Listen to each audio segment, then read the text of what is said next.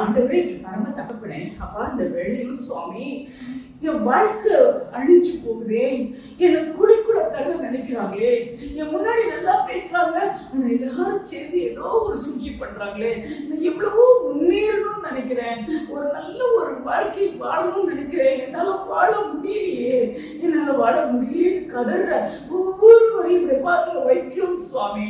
ஆமாப்பா, திருடன் அதுக்குதான் வருவான், அழிக்க வருவான், கொல்ல வருவான். ஆனா நீரோ எங்களுக்கு பரிபூர்ண ஜீவனை கொடுக்க வருகிறீனப்பா.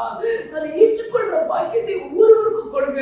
வீணா மனுஷனை நினைச்சு இல்ல உங்க செயலை நினைச்சு ஏமாந்து போகாதபடி, வஞ்சிக்கப்படாதபடி உண்மையுள்ள தெய்வமாய அப்பா உண்மை ஏற்றுக்கொண்டு அப்பா நீர் சொல்ற வார்த்தையை விசுவாசித்து பரிபூர்ண ஜீவத்தை பெற்றுக்கொள்ள கருவத்தாங்கப்பா. இயேசு கிறிஸ்துவின் நாமத்தை கேட்கிறோம் பரமபிதாவே.